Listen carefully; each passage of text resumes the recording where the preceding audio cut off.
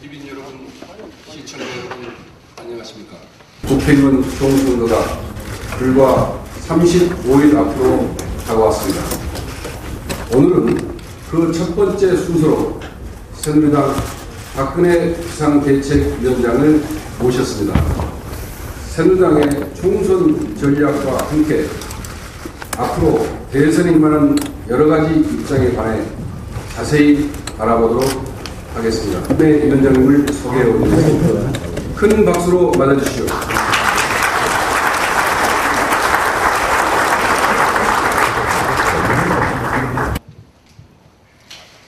한겨레 성한용 선기자입니다. 연합뉴스TV 조승일 정치부장입니다. 함께 살아가는 공동체를 만들기 위해 헌신하시는 분들을 만나뵈면서 큰 감동을 느끼고 있습니다. 장애를 가진 분들을 위한 맞춤형 일자리를 만드시니 넉넉하지 않은 형편 속에서도 이웃을 돌보고 계신 집배원님, 사랑과 격려로 마을의 새 생명을 맞이해서 농촌에 다시 아기 울음소리를 울려 퍼지게 만든 마을 주민들, 이런 분들을 보면서 아직 우리 사회에 희망과 꿈이 남아있다는 것을 느끼곤 합니다. 그리고 우리 정치의 역할에 대해 깊이 고민하게 됩니다. 국민들은 어려운 가운데서도 이렇게 훈훈하고 감동적인데 정치는 국민의 삶과 동떨어져서 민생과 관계없는 일로 서로 싸우고 인신공격과 비방이 이어지고 있습니다. 이제 국민들은 이런 정치에 변화를 원하고 있습니다.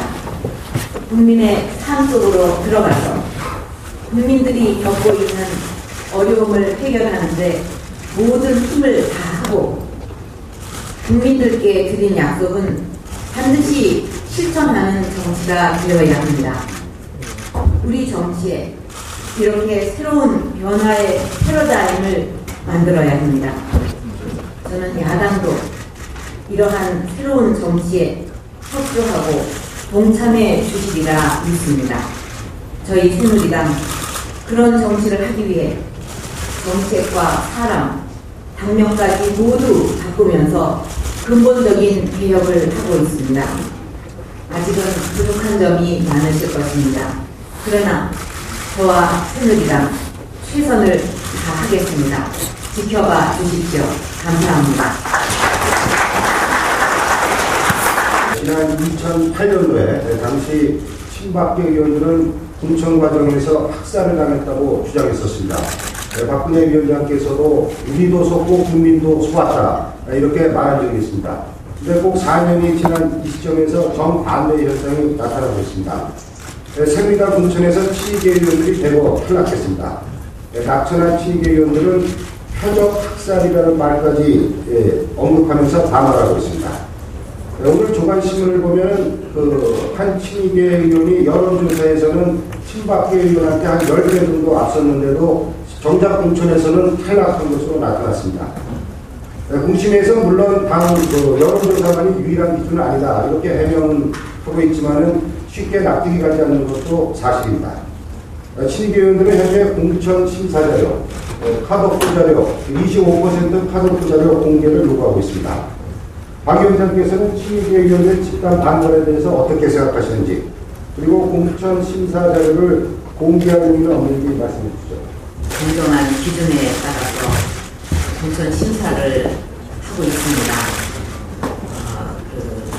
아쉽게도 그동안 같이 했던 많은 분들이 이번에 함께 못하게 됐는데, 제가 분명하게 말씀드릴 수 있는 것은 이번 공천 심사에서 그 기준에서 친박의 개념은 아주 없었다는 것을 분명하게 말씀드릴 수가 있습니다.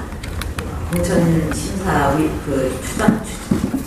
공천 추천위원회에서는 지금 말씀하신 25% 컷오프 룰이라든가 또 도덕성, 경쟁력 이제 이런 그 원칙과 기준을 가지고 종합적으로 판단을 해서 심사를 이번에 한 것으로 알고 있습니다. 그 25% 룰 때문에 많은 분들이 탈락을 한 걸로 들었는데 그 부분은 저도 참 안타깝게 생각을 합니다. 그리고 지금 이제 어떤 부분에서 많이 탈락이 있다 이런 말씀을 하셨는데 지금 공천 심사가 다 끝난 것이 아니고 일부만 발표가 된 것이기 때문에 다 마무리가 되면 또 다른 이야기가 나올 수도 있다고 생각합니다. 철저하게 정치 사기를 당했다. 선대로부터 이어진 내용으로 보자면 정치 보복이자 정치 테러다. 유신 독재의 잔재가 유신의 망명을 재현하는 것을 역사는 용납하지 않을 것이다. 비난의 강도가 보통 높은 게 아닌데요. 아마 무소속으로 출마하지 않을까 싶습니다. 김영삼 전 대통령도 상당히 격분하고 있다. 이렇게 김현철 씨가 전달하고 있습니다. 이런 기류가 부산 경남을 비롯한 총선 전체 국면에 상당한 악재로 작용할 수도 있다고 보는 거죠. 어떻게 생각하십니까? 예, 좋은 것을 기대하기는 현실적으로 어렵다고 생각을 합니다. 그러나 이제 어쨌든 이 공천이라는 심사 과정을 거쳐서 국민들께 추천을 하는 과정에서 탈락하는 분들도 있고 또 그냥 다시 되는 분들도 있고 하는 그런 과정이기 때문에 거기서 얼마나 그 원칙을 가지고 공정하게 하는가 그거가 중요하다고 생각을 하고 이번 공천은 그렇게 진행이 됐다고 저는 생각을 합니다. 그렇기 때문에 그 부분에 대해서 굉장히 받아들이기 어렵다거나 이렇게 하는 분들에 대해서는 당부서도 할 수 없는 입장입니다. 당내에서는 박근혜 위원장께서 권영세 사무총장을 몇몇 공신력을 통해서 공천의 누정을 반영하고 있지 않느냐 이런 관측을 하고 있습니다. 사실입니다. 우리 정치가 정당이 들어서려면 꽃이라고 할 수 있는 공천 심사가 자율적으로 공정하게 이루어져야 된다는 것을 오래전부터 강조했고 또 제가 당대표로 있을 때도 그 원칙대로 했습니다. 이번에도 그런 그 기준과 이를 위해서 스스로 공천 추진위원회에 이렇게 독립적으로 자율적으로 보장하고 있습니다. 민주통합당 문재인 후보가 뛰는 부산 4상에 새누리당에서는 이 당내 예비 후보들과 비교해 선수 후보가 그렇게 월등해 보이지 않았는데도 선수 후보를 공천하신 까닭은 무엇입니까?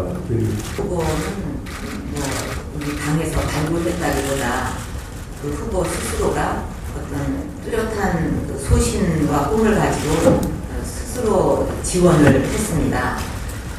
그래서 처음에는 다 그렇게 관심 있게 보지를 않은 것 같은데 자신이 태어나고 또 자란 지역을 위해서 한번 그 발전을 시켜보겠다 하는 그런 꿈을 가지고 아주 순수하게 그 도전하는 모습에 공천위원들께서 많이 감동을 받으신 것 같습니다.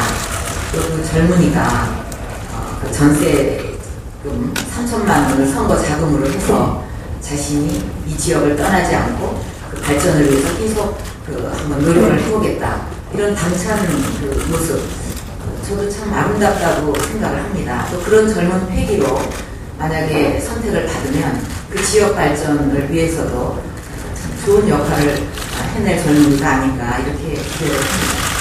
혹시 문재인 후보와의 대결을 없을 경우 이를 타격을 보여서 저도 좋다는 마음으로 선수 후보를 공천하시면 안 됩니다. 그런 건 전혀 아니죠. 너무 상상력이 많으신 것 같아요. 저는 그런 걸 생각도 해본 적이 없고 제가 중요시 여기는 건 그 지역에 계신 주민들께서 어떤 후보를 바라실까 그 지역에 애정을 가지고 뭔가 좀 발전시키기 위해서 그 같이 애관을 같이 하면서 노력하는 후보를 바라실까 어떤 후보를 원할까 그게 가장 당의 또 중요한 그 관심사입니다. 하나만 더 여쭙겠습니다. 손수정 후보가 이길 수 있다고 생각하십니까? 다 그렇게 기대를 하고 공천을 하는 거죠. 참신한 인물들이 거의 없다시피 하다 이런 지적이 나오고 있습니다. 새누리당이 새로운 인재 영입에는 실패하는 것이 아닌가 이런 생각이 드는데요. 인재 영입은 당 대표가 해야 할 일이라고 생각을 합니다. 박근혜 위원장님께서 가장 좀 책임이 큰 것이 아니냐 이런 비판이 있을 수 있죠. 곁들여서 서울 종로에 홍사덕 의원을 공천했는데요. 지역구를 무려 5번을 옮겼습니다. 과연 이런 것이 온당한 것이라고 생각하시는지. 아직 이제 그 공천이 다 끝난 게 아니고 진행 중에 있거든요. 그러니까 또그 새로운 인물을 우리가 영입하기 위해서 노력을 하고 있습니다. 그래서 끝까지 지켜봐 주시면 감사하겠습니다. 그리고 홍사덕 후보 경우는 종로가 이제 우리 흔히 정치 1번지라고 얘기를 하고 있지 않습니까? 그래서 이번에 보니까 정치 1번지라는 말에 걸맞게 여야 모두 아주 비중 있는 그런 그 후보로 이렇게 굉장히 구도가 만들어졌습니다. 홍사덕 후보는 국회 부의장도 지내셨고 또 육선에 그 경륜이 있는 참 깨끗하고 능력 있는 분이라고 생각을 합니다. 그래서 앞으로 이렇게 그 경륜이 있고 그 비중이 있는 분이 그 종로 정치 1번지에 걸맞게 종로를 대표하고 또 그 지역 발전을 위해서 그 역할을 크게 하실 적임자라고 생각을 해서 이번에 추천을 하고 있습니다. 홍사덕 후보의 당선 가능성은 어떻게 보십니까? 예, 다 그 공천을 할 때는 당선이 되실 거라고 다 기대를 하고 하는 겁니다. 아까 말씀하실 때 이번 공천심사에서는 친이계나 친박의 기준이 없었다고 말씀하셨는데 그럼에도 불구하고 한 말씀 여쭤보지 않을 수 없습니다. 남은 공천 과정을 다 보면 친이계 학살이랄지 이런 얘기가 나오지 않을 거라는 취지의 말씀을 하셨는데 그렇다면 남아있는 공천 과정에서 소위 말하는 친박계로 분류되는 분들이 소위 말하는 불가리가 될 가능성을 시사하신 것으로 받아들여집니까? 거기에 자율성 보장돼서 독립적으로 하는데 이렇게 될 거다 하고 막 앞서서 얘기하는 거는 굉장히 모순된 얘기라고 생각을 합니다. 제가 확실하게 말씀드릴 수 있는 것은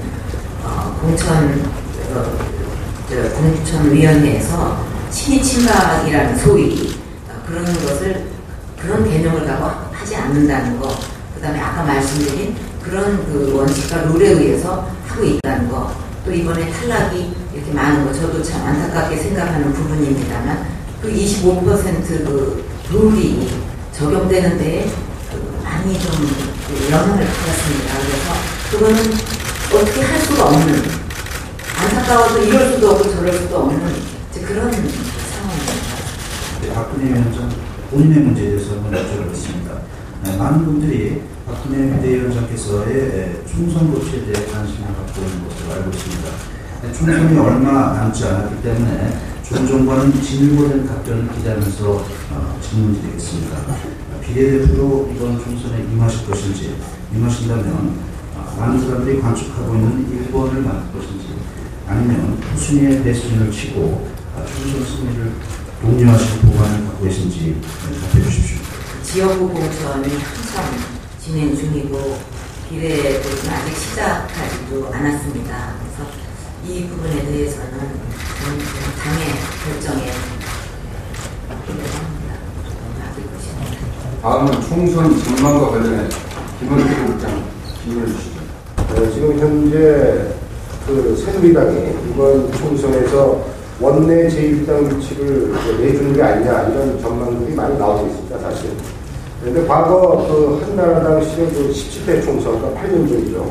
그때 그 탄핵 역풍이 불었습니다. 그래서 근데 당시 박 위원장께서 당 대표로서 한나라당 대표로서 선거를 직접 이끌었고 121석을 그때 얻었습니다. 그래서 그 탄핵 역풍 속에서도 선전했다 이런 평가를 받았었는데요. 이번 총선도 뭐 그때 상황 못지않게 좀 대단히 어렵지 않나 한나라 새누리당으로서는 그렇게 보이는데 박 위원장께서 이번 총선에서 새누리당이 어느 정도 의석을 얻었으면 선전했다 이렇게 생각하시는지 그 기준이 있다는 점. 상황 굉장히 어려운 선거입니다. 저희한테는. 그래서 이런 상황에서 몇 석을 목표로 하고 이런 정도는 선전했다 이렇게 말할 수는 없고요. 우선 국민의 신뢰를 다시 회복하기 위해서 최선을 다하는 것이 지금 가장 중요한 일이라고 생각을 합니다. 그래서 그동안에 이제 저희들이 심지어 변명까지 바꾸면서 그리고 당이 추구하는 최고의 가치 또 정책 방향 이런 것을 담은 정당 정책까지 확 바꾸면서 노력을 많이 했고 또 국민의 눈높이에 맞는 또 그 뜻을 국민의 지역에 계신 분들의 뜻을 어기지 않는 그런 인물들을 추천하고자 최선을 다하고 있습니다. 그래서 지금은 그런 데에 계속 매진하고 노력할 때라고 생각합니다. 민주통합당에서 당초 압승이 예상됐지만은 지금 여러 가지 공천 과정에서 문제 때문에 130쪽도 어려운 게 아니냐 이런 민주통합당 내에서 목소리가 나온 것 같습니다. 이에 대해서 어떻게 생각하십니까? 우리 정당들은 국민 앞에 선거를 앞두고 항상 겸손해야 된다고 생각을 합니다. 어떤 경우든지 우리가 최선을 다해야 되고 또 국민 유권자 앞에 최대한 겸손한 자세로 우리의 진정성과 노력을 보여드리는 것 이런 게 가장 중요한 포인트라고 저는 생각하기 때문에 어느 당이 압승을 할 거니 또는 아니라고 하느니 이런 데에 저는 별로 그렇게 큰 무게를 안 두고 저희가 어떻게 국민께 잘하느냐 여기에만 관심을 갖고 있습니다. 대선 이 같은 전국 단위 선거는 구조싸움과 관련해서 MB 정부 심판론을 내세우고 있습니다. 특히 자동차 운전석의 조수석에 앉아있던 사람도 책임이 있다면서 박근혜 위원장의 공동 책임론을 주장하고 있습니다. 저는 적어도 지금 야당은 저한테 공동 책임론을 얘기를 할 자격이 없다고 생각을 합니다. 그동안에 저를 당 안팎에서 여당 내에 야당이라고 부르면서 또 특히 야당의 경우에는 무슨 사안만 터지면 박근혜 탓해라 이렇게 쭉 해왔습니다. 저는 또 그런 문제에 대해서 전부 제 생각을 거의 다 얘기를 해왔고 또 중대한 문제들에 대해서 제 입장을 분명하게 밝혀왔습니다. 예를 들면 광우병 촛불 시위라든지 또 미디어법, 또 세종시 때 신공항 등 이런 일이 있을 때 어떻게 했는가 다 기억이 났을 것입니다. 근데 그렇게 했던 야당이 갑자기 또 말을 바꿔가지고 이제 공동 책임론 운운하는 거 이거는 야당의 또 다른 말바꾸기다 이렇게 생각을 합니다.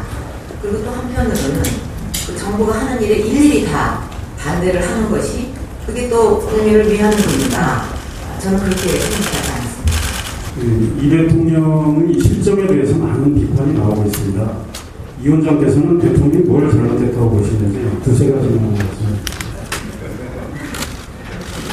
이런 판단은 이 정부가 끝나고 나서 국민과 또 역사 이런 데서 하는 거니까 지금 진행되고 있는 상황에서 다 말씀드릴 수는 없지만 예를 들면 이제 경제 성장을 한다고 물론 경제 지표는 좋아졌지만 그 성장의 온기가 국민에게 이렇게 널리 골고루 퍼지지 못했다. 그래서 국민의 삶이 체감을 할 수 더 좋아졌다고 체감하기 어려울 정도로 힘들어졌다는 이런 문제라든가 또 소통이 원활하게 되지 못한 문제 이런 것은 모두가 공동으로 느끼는 것이 아닐까 생각합니다.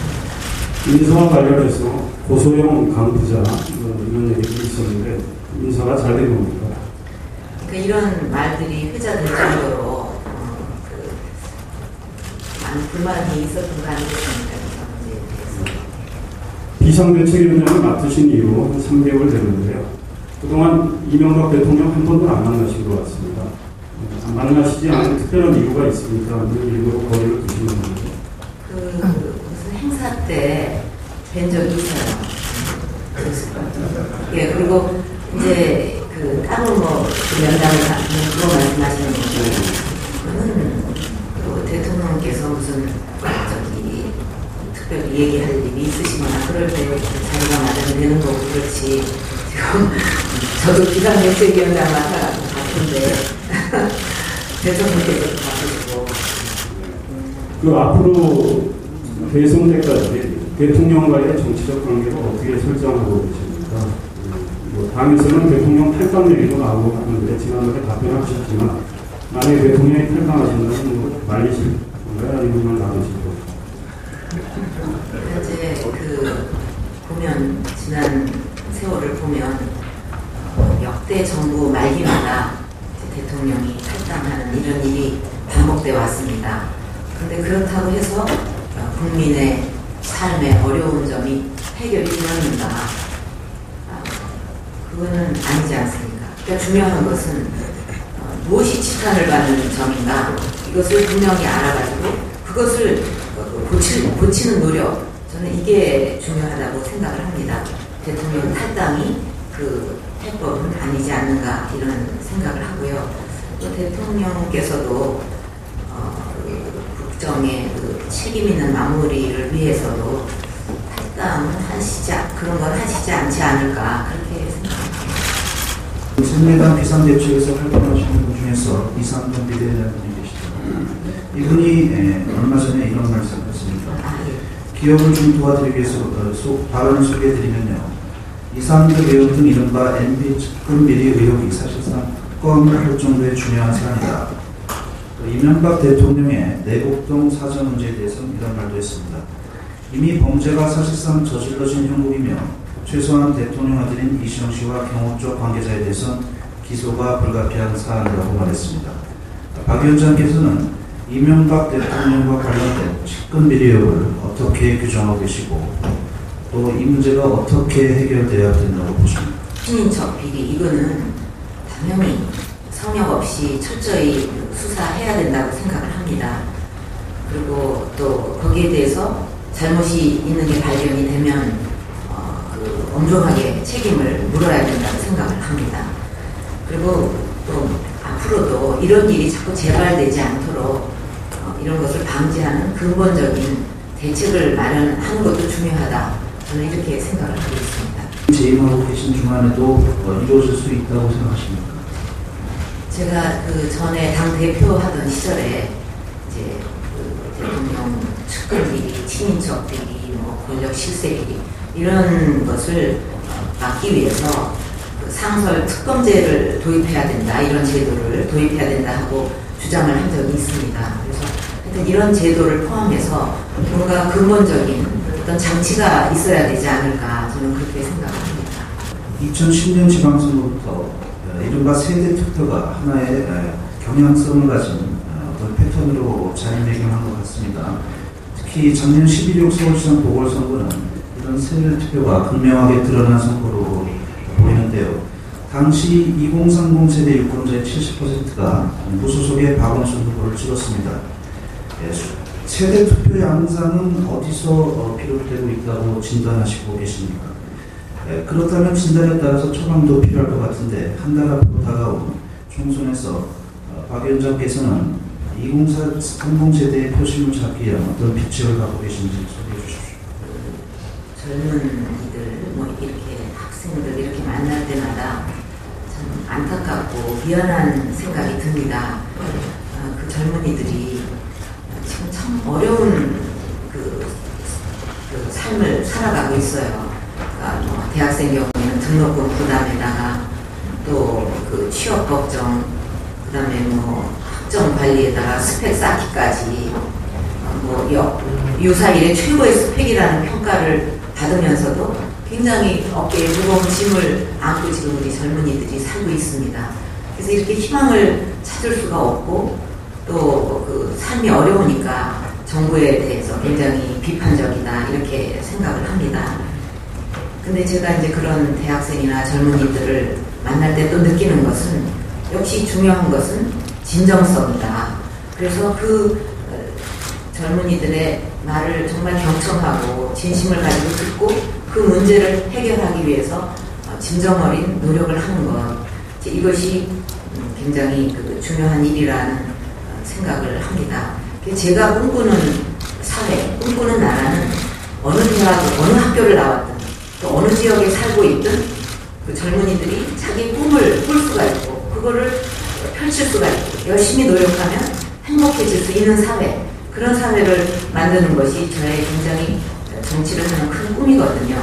그래서 그런 어떤 특별히 젊은이들을 위한 대책이라고 이렇게 받기보다는 젊은이들이 희망을 가질 수 있는 그런 사회를 위한 그런 비전을 더 많은 젊은이들과 만나서 얘기하고 소통하고 또 그 진심을 전달하는 노력을 해야 된다고 생각하고 또 그런 정책들을 이제 반드시 와닿게 실천을 하는 것, 그게 우리 젊은이들에게 다가가는 길이라고 생각합니다. 20, 30대의 삶이 어렵기 때문에 현재 정권을 잡고 있는 이명박 정부도 새누리당을 싫어한다, 이렇게 보실 수도 있겠지만, 사실 2002년 대통령 선거 때 또 제들 투표에 나타나는 일이 있습니다. 그래서 대체로 20, 30대들한테 여론조사에서 물어보면 새누리당, 한나라당은 싫다, 이런 의견이 좀 압도적으로 많은데요. 왜? 도대체 젊은 사람들은 왜 새누리당을 싫어하고 외면한다고?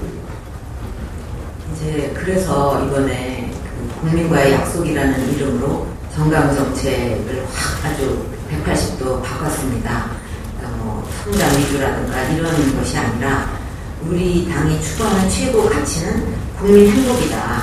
그리고 그 국민 행복을 추구하기 위해서 일자리라든가, 이건 모든 계층, 모든 세대가 다 지금 고통을 받고 있는 일자리라든가 또 복지라든가 또 공정성 문제에 대해서 많은 사람들이 눈물을 흘리지 않습니까? 그래서 경제 민주화 이런 거를 핵심 축으로 해가지고 우리가 추구하는 가치나 또 정책 방향을 바꿨고 앞으로도 그런 방향으로 우리가 노력을 해나가면은 저는 우리 젊은이들에게 또 다른 모습을 보일 수 있고 또 희망을 줄 수 있다, 그렇게 생각합니다. 이건 모든 계층, 모든 세대가 다 지금 고통을 받고 있는 일자리라든가 또 복지라든가 또 공정성 문제에 대해서 많은 사람들이 눈물을 흘리지 않습니까? 그래서 경제 민주화 이런 거를 핵심 축으로 해가지고 우리가 추구하는 가치나 또 정책 방향을 바꿨고 앞으로도 그런 방향으로 우리가 노력을 해나가면은 저는 우리 젊은이들에게 또 다른 모습을 보일 수 있고 또 희망을 줄 수 있다, 그렇게 생각합니다. 총선의 의석 수가 수도권만큼 많지는 않고 부산 경남에서 야당 돌풍이 불면 곧바로 새누리당 타격으로 이어진다, 이런 정보는 많습니다. 자, 부산 경남 지역 유권자들 새누리당은 어떤 자세로 다가가야 하는 거죠? 다른 지역에도 해당이 되는데 국민들께, 주민들께 드린 약속을 지키지 않았고 또 그 삶을 제대로 챙기지 않은 그런 거에 대해서 국민들이 많이 실망하고 계시다, 이렇게 느끼고 있습니다. 그래서 이 중요한 것은 결국은 진정성과 신뢰의 문제다.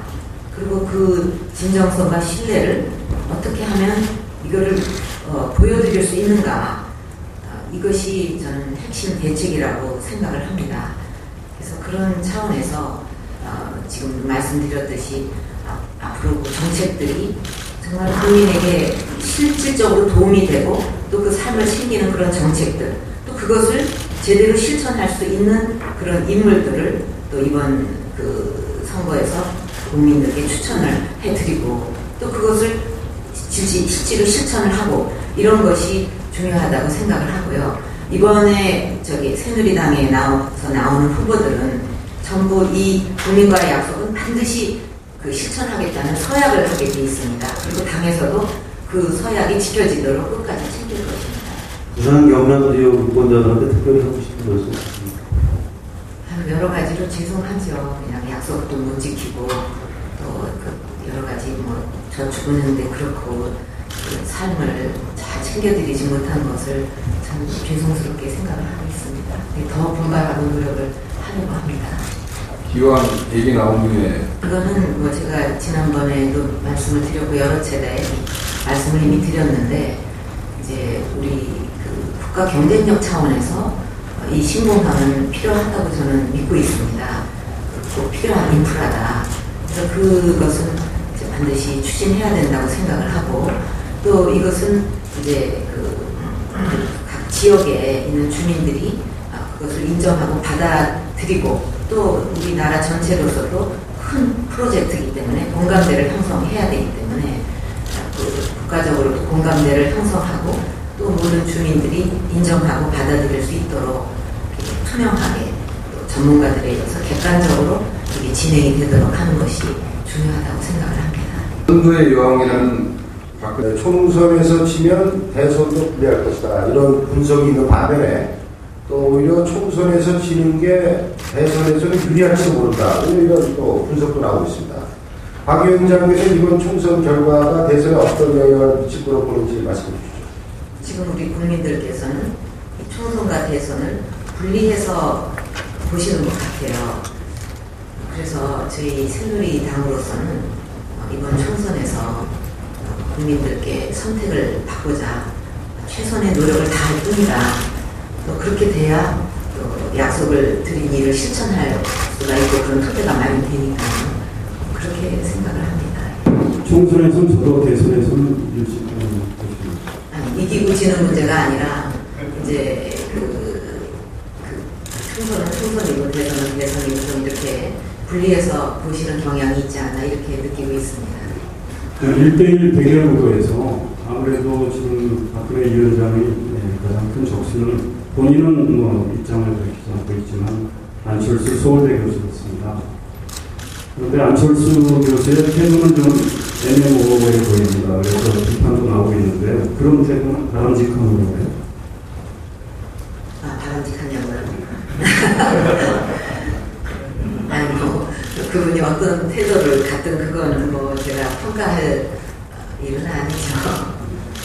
안 교수를 비판하지 말라고 당내에 지시를 하셨다는 보도가 있었습니다. 그게 맞는 건지, 또 맞다면 왜 그런 지시를 하셨습니까? 지시라고 하면 좀 어폐가 있고요.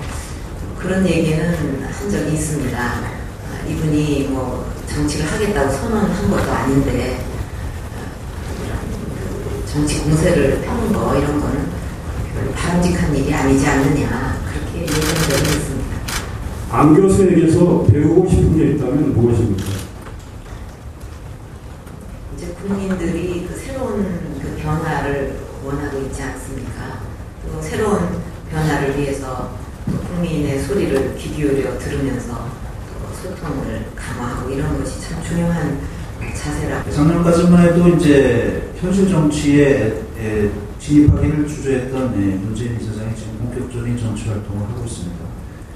박 위원장께서 보시기에 정치인 문재인에 대한 문재인의 잠재력과 확산성은 어느 정도나 되는지 말씀해 주시죠. 이분의 잠재력을 제가 좀 평가하는 것은 좀 어렵습니다. 어떻게 제가 어떤 기준을 갖고 해야 될지 모르겠고, 근데 이분에 대해서는 최근에 제가 좀 의아하게 생각하는 부분이 있습니다.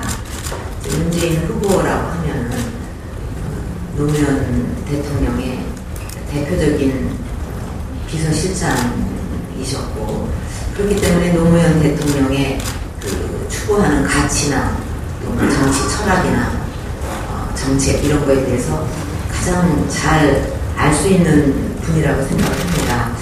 그런데 최근에 보면은 노무현 대통령이 국익을 위해서 추진을 하셨던 FTA라든가 한미 FTA라든가 또 해군 기지 이런 데 대해서 반대를 하고 계세요. 그래서 이런 부분은 제가 좀 이해하기가 어렵다고 생각을 합니다. 도대체 정치 철학이 뭔가? 예. 문재인 이사장이 최근에 정수 정확히 문제와 관련해서 듣기에 거듭하시지만 장물이라는 표현을 사용했습니다. 상당히 대립각을 크게 세운 것으로 보이는데요. 박 위원장께서는 이건 어떻게 생각하시죠? 장물이고 여러 가지로 법에 어긋난다거나 잘못된 거 있었으면 벌써 오래전에 해결이 끝장이 났겠죠. 위원장님께서는 공천을 국민의 눈높이에 맞춰서 하시겠다고 줬고 그 작업이 진행됩니다. 국민의 눈높이에서 보면 점수 정확하게 박근혜 의원께서는 이사장직을 2005년에 물러나셨지만 지금 이사장이나 이사진이 다 가까운 분들로 알려지고 있습니다. 그래서 국민들이 보기에는 그분들이 물러나시는 게 그리고 공익법인으로 되어 있지만 좀 더 공익성을 강화하는 게 우리 눈높이에 맞는 거 아니냐 이런 생각이 드는데 그 현 이사장과 이사진에 대해서 그 퇴진 같은 걸 건의하실 생각은 없습니다. 제가 이렇게 관여해갖고 이렇게 저렇게 결정을 내릴 상황이 아니고 또 만약에 그 장학회에서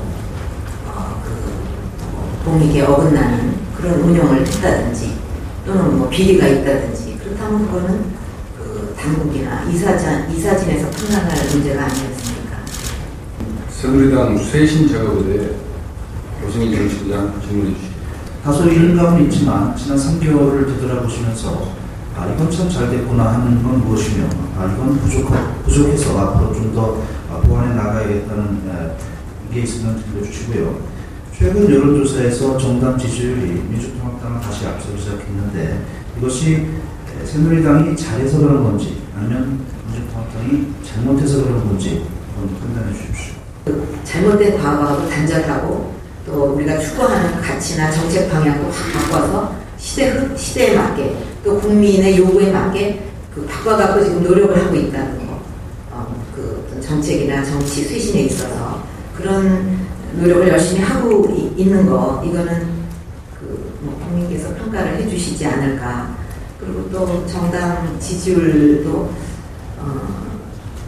하여튼 그런 노력에 대해서 국민들께서 조금 더 관심을 가져주시는 거 아닌가 그렇게 생각을 하고 있습니다. 그걸 위해서 인물 교체도 중요하고 정부도 정권 초기를 제기하고 그런 머리를 맞대고 하면은 큰 틀만 지켜지면 저는 해결을 해 나갈 수가 있다고. 천지일보의 영상뉴스 천지TV에서는 시청자 여러분의 제보를 받습니다. 시청자와 네티즌 여러분의 많은 참여 기다립니다.